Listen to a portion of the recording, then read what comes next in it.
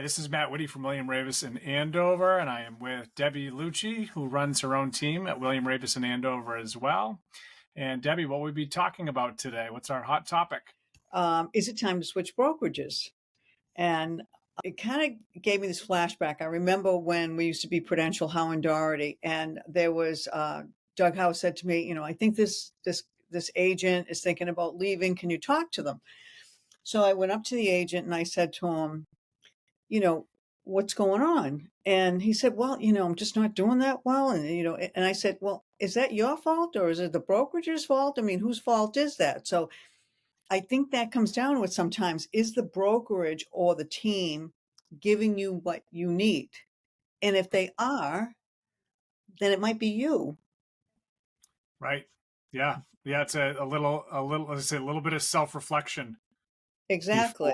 before you jump over and say, "Oh, the grass is greener over there." They Yeah. must be getting leads from the company that I'm not Right. getting here. Something like that. Right. So, I mean, I think it's very different now. There wasn't really teams back then, and it was more brokerages. And I think brokerages were operated very differently back then. I think, I mean, but if you like, what do you want?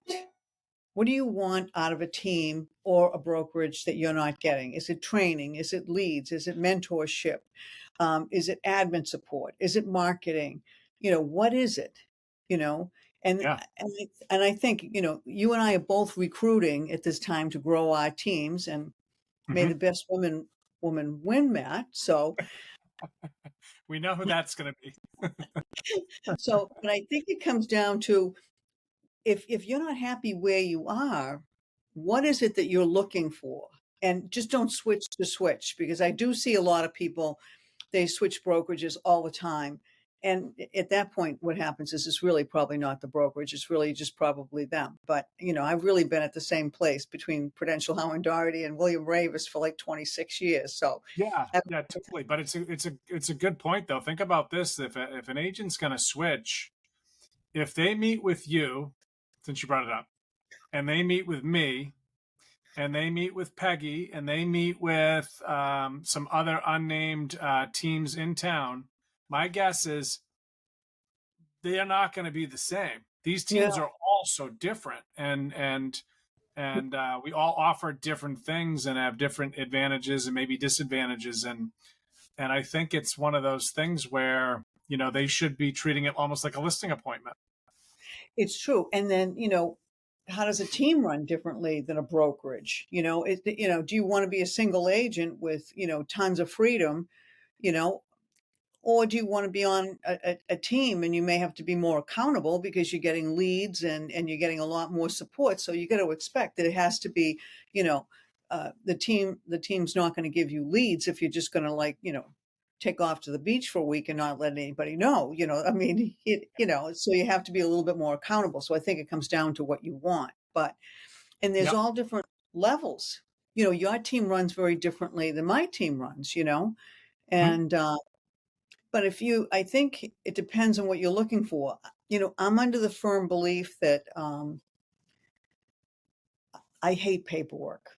Absolutely despise it.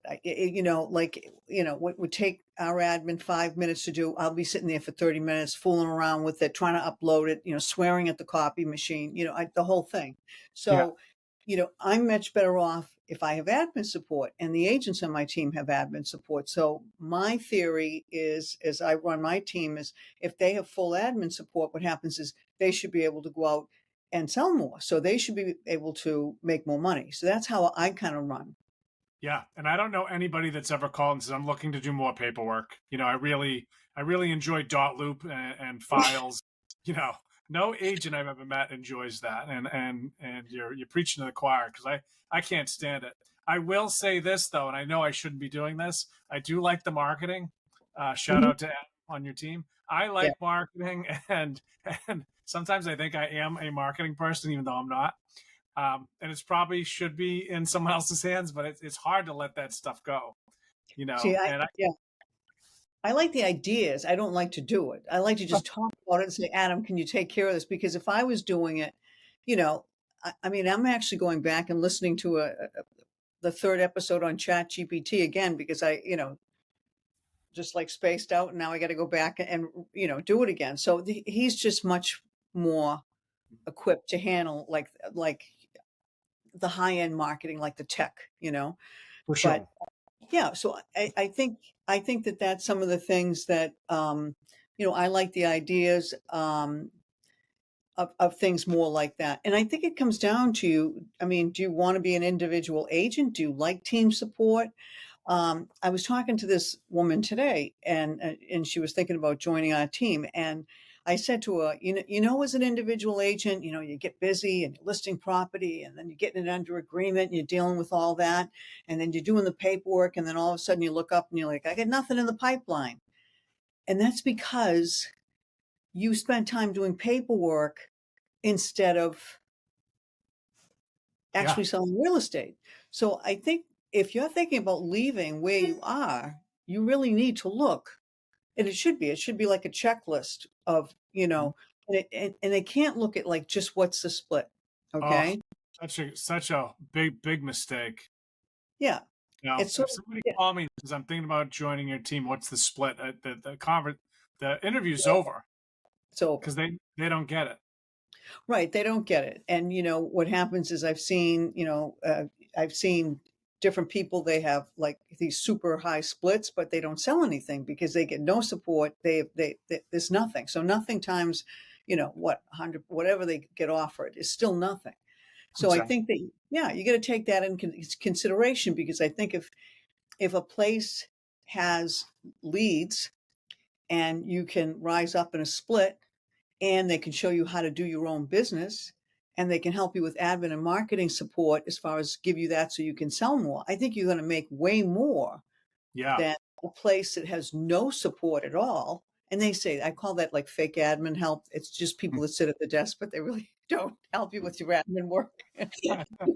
Admins, like, Yeah, exactly. So, but if you have somebody helping you in the background, I mean, think about it. Would you rather spend what's more what do you think is more money producing to a salesperson? Do you think it's an hour's worth of admin work or an hour's worth of getting on the phone and banging the phones for a while? seriously. Yeah, right. The dollar activities versus the 10x activities. Right. So I think, but I think some people want to be individual agents. Some people want to work for a brokerage. I think also it's important to me the image the brokerage has. Hmm. There's certain brokerages, like, even if I was a team, I would never go near. I could just take my team and move it there. I just would never do that because I'm not sure they don't have a really nice image like William Raveis does.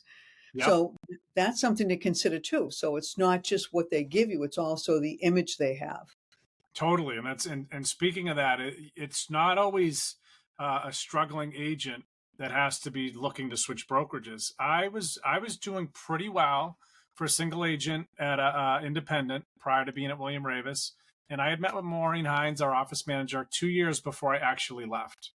And I had done a deal with her when she was an agent at another company.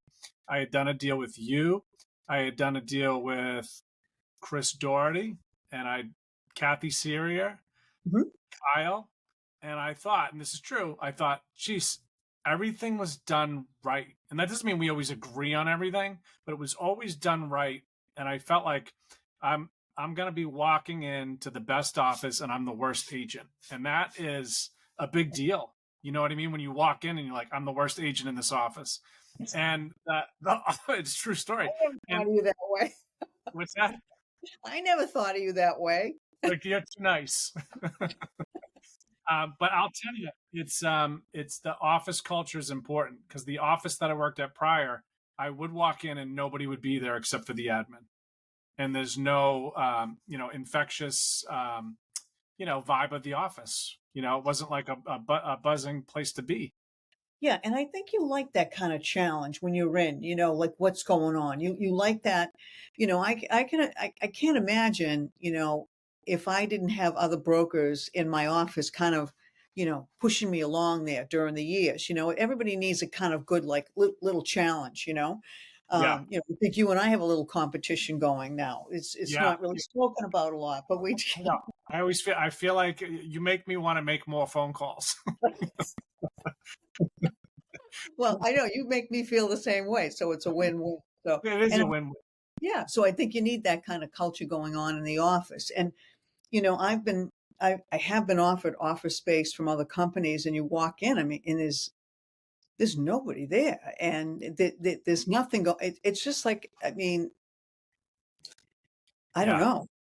Yeah, Yeah, you have to walk in and feel that excitement and the pressure and the competition and and I'll say this because not people that don't know our office and haven't been here, it is the furthest thing from cattiness and gossip and arguing, and it's just. And I'm not saying other offices that's what it is, but it's not that. I can tell you that right now. yeah. Obviously, I haven't worked for a lot of other offices, so I don't really know how they operate as far as, the culture in there. As far as I've been very happy here. I mean, I think that the boys from Prudential, Howe and Doherty always, they always ran a real tight ship. They hired people that got along well. They didn't care if you were a top producer, if you were a troublemaker. They didn't want you in the office. And I think William Raveis has carried that forward. So we have a really good culture here. You I know, believe I had done my very first deal with Chris Doherty many years ago, and he knew and he was very nice. He just knew I had never done a transaction. And he was very, very nice, and he was very helpful, and he was very professional, and I never felt as though he was, sizing me up and judging, and I always remember that. yeah, he's never been like that. He's such a sweetie, Chris Doherty. He's such a great guy. Everybody loves Chris Doherty.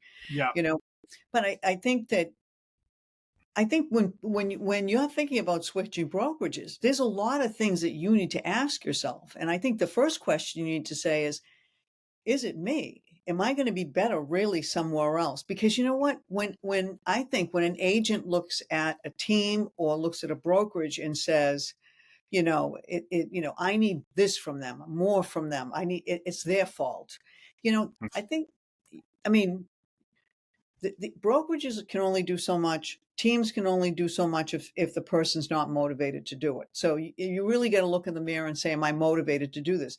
And if you are, and your brokerage or your team is not giving you what you need, then I think you're right. It's like going out in a listing presentation and here's my questions and then really trying to weigh everything. It's just like, if you're going to go for sale by owner, yeah, you may not have to pay the 5%, but what is that really costing you? It's the Yep. same thing, you know? True. And I was blown away about how people did listing presentations here before, because I thought mine was pretty good.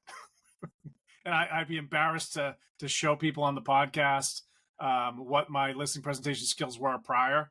But when you get around other people that are doing very, very well, and you learn and you see, and just something, when Tony was working here, our old marketing rep, Tony was making these amazing open house packets, and I thought this is just insane I how know. much better this is. Yeah.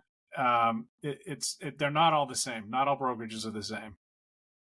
Well, did you ever see like, all right, so I'm just going to take, for example, maybe another profession. You ever see like a lawyer, for example, that works by himself all day long? He really doesn't grow as much as the person that's surrounded by people that are Hmm. doing things. He doesn't learn as much. Yeah. There's still lawyers out there that don't use, you know, electronic signatures. I mean, Right. I'm like, things like that. So I think it's good to be around an atmosphere, whether it's a brokerage or a team that's really moving and shaking all the time and that has good collaboration. I think you'll make a lot more money, you'll grow, you'll learn a lot. And you know what? You'll enjoy your job a lot more, you Yeah. know? You will. And think Yeah. about the coaching opportunities we've had just within the company, working with Al Philippone, and he's the great agent out of Connecticut, runs a massive team. He's been very successful, and he's coaching both of us and some other agents. And how Mhm. lucky are we to have him? And we Yeah. don't have to pay for that. I have stolen more of his stuff. He sends it to me and I have used his stuff and stolen it. And yeah, I mean, it's great. It's great stuff. And I think that, that's what you got to really look at when you're looking at a brokerage or a team and should you move or not. But I think you have to look in the mirror first and really decide if it's you or where you are. Yeah, definitely. Yeah, it's not a bad thing to take a look at moving when you're on the rise and you feel like, you know what, I think I've outgrown this place and my Yep. business is good and I'm moving on. But like you said, if you're struggling, you could struggle anywhere if you don't really dig deep to what the issue is. Right. I mean, the other thing that, and I was saying this to an agent I was interviewing today, I've been selling for 26 years. I don't know everything. I never will know everything. I always want to learn and grow and get better at what I do. And I think you have to have that mindset when you're looking for a brokerage or a team because it constantly changes. I mean, think about it. Think about how we were doing things at COVID and then right after COVID hit. Oh my God, we had to change on a dime. I mean, Yeah, you had to, or you definitely weren't making any money, you true. know? So I think to me, surrounding yourself with people um, that are smart, and smarter than you in what they do is the best thing you could do. I wouldn't go back to being a single broker again, you know? Yeah. How could you? Oh my God, I'd be sitting there fumbling with paperwork and signs and I just like Oh I yeah. can't. Yeah. It's the Yeah. worst. And speaking of that, like you just said, it signs like when I got here, I talked to Jenny Nicholson, who's our great admin at the front desk, and I said, "Oh, where's the sign?" And I need to bring it to my car and drop it off at the house. And she's looking at me like, "What?" I said, "She goes, we don't deliver signs." I go, "We don't." And I, brokers, I always had the signs in my car, literally, dropping them off. That was just part of it. Right. It's Right. amazing to get used to. Yeah. So, I think that if what would you suggest if somebody is really to the point that, let's say, for example, they want to grow and they've just outgrown the place. Like, what did you do when you were kind of changing and you wanted to get better at what you were doing and grow? What did you look at? Yeah. I first of all, I will tell you this: I felt like I was cheating on someone when I met with another brokerage. Like I was sick to my stomach. You know what I mean? It's one of those feelings that I think if you have a soul, you never feel good about it.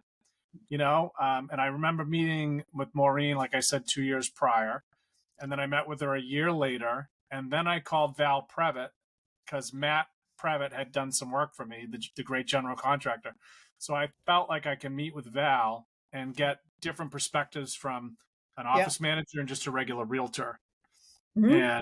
And for me, that was like a big step, and I met with one other brokerage, but I felt like I just felt like it was the right fit at the right time. The hardest thing for me was if I have contracts or listings coming on, how to switch companies in the middle of that because I Yeah. always wanted to be done with the contracts. And Maureen was great. She just said that's never going to happen. You're Yeah. never going to not have something in the Right. pipeline. So Right. I remember I had whatever contracts I had, and I just moved and said I'll figure it out later. Right, right, and that's true. If you're, there's always something going on or just about to go on, and if you sit there and wait, you'll be sitting at that particular place you don't want to be for a long time.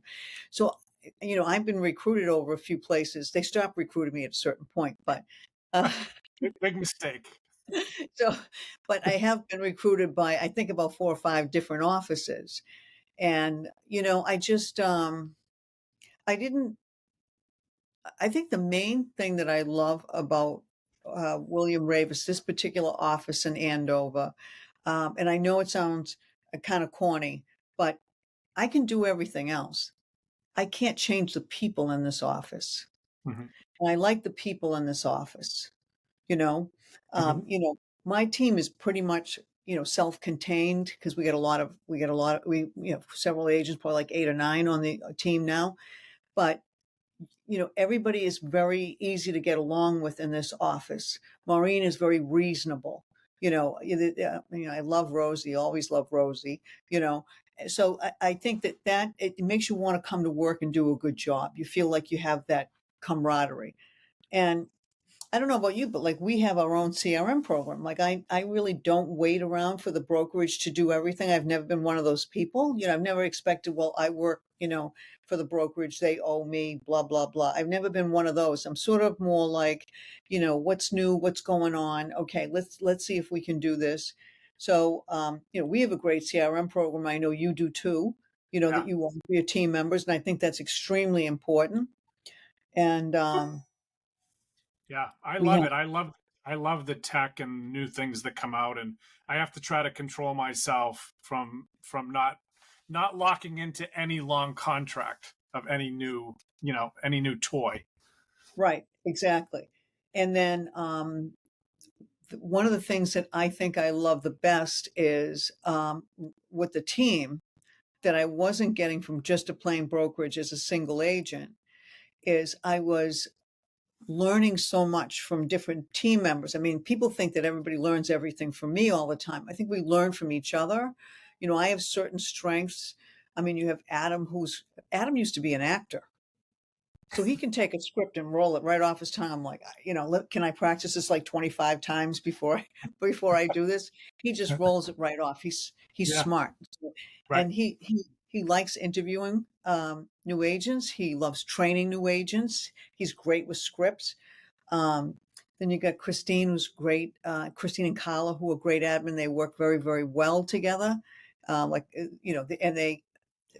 they kind of balance each other out where it's not so much tension because they're so tight on time all the time that they kind of work a little bit more hours when the crazy time comes and back off a little bit when it slows down a little bit. And then we have our inside sales agent who makes between 80 and 100 calls a day. I love her. She's great.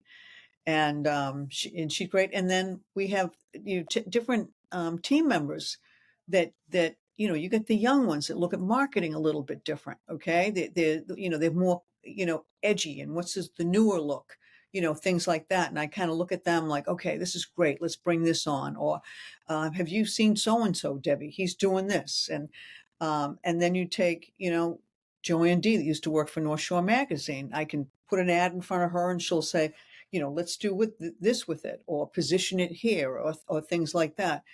So to me, that's what I look for now. I wouldn't want to go back to be a single agent. I think that we're much more productive together as a team. And, you know, Yeah, that's what I like. But, not I, everybody is. yeah, I'm the Yeah. same way. Like I value the phone calls when they come in from the team when they say, Yes, "Hey, me can we too. talk about this? Can we brainstorm with this?" And it's not like you said. It's not me saying this is the way we do it. It's kind of like, all right, well, let's think about this entire situation, and Yes. let's talk about maybe the history of that realtor and what they tend to do or say, and kind of watch it. It's kind of a cool dynamic that way. Yeah. And I found, it's funny because you go through different purposes when you're in real estate. Like, when I first started in real estate, my purpose was to make money and feed the kids, and that was what it was. And I wanted to be the best at what I could do. I mean, that was really my purpose. I wanted to sell more houses than anybody else, and that was my purpose. And I think now it's a little bit different. My purpose is really um, is really helping somebody start their career.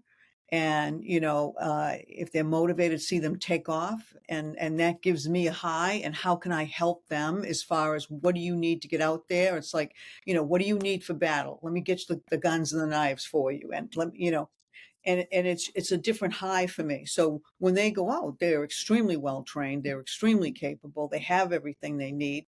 So it's just different. But Yeah, I think about when you first started your team. I mean, like you're in a different position now than when you first started your team, right? yeah, yeah, definitely. Right, I did it out of necessity because I couldn't get anywhere. I'm right. like, I can't be at these two places. I had never had any ambitions of starting a team. I started a team because what was happening was I had a lot of listings, and then buyers would call on the listings, and I could call the buyer back maybe once, but I couldn't keep going after them over and over and over again. So I'm like, this is crazy. This is not good for my sellers. This is lost business that another agent could get. So that's how I kind of started a team, and When did you why. start the team? Because my guess is when you started, nobody was doing it. I think Peggy started before me. I think Kathy Sirius started before me, just slightly before. Um, I had kind of the mindset, geez, I don't want to manage people all day long, but this is a different caliber of person. Hmm. They don't need to be managed all day long. They just do their And job. they don't want to be, No, right? I mean, right. we don't want to manage people, No, and no, if you're going to be lazy on a Tuesday, that's your problem. You'll find out what right. happens 30 days from now. Nothing closes. You know. Exactly. Exactly. Yeah. So Well, how do I, people get in touch with you? Because I know we're running out here. We got a couple yeah, minutes, so I want to be mindful of your time. I know you have an appointment. Um, yeah. so, how do people get in touch with you if they want to reach out and ask you some questions? And I'll say this too: you can meet with either of us confidentially. You don't need to worry about who's going to know what because we're not into gossip. So, how would they reach out to you? So you can give me a call at 978-771-9909, or my email is deborah.lucci@ravis.com. And again, Matt, you and I are both trying to hire and grow our teams and get to the next level, because if you don't, you fall behind. So For how sure. can they get a hold of you? Yeah. So my cell phone's 978-273-0099. And I'm at matt.witte@ravis.com. So yeah, reach out to us, and we'd love to interview you back to back. We're in the same office, so come That's on right. in, and we look forward to seeing you the next time.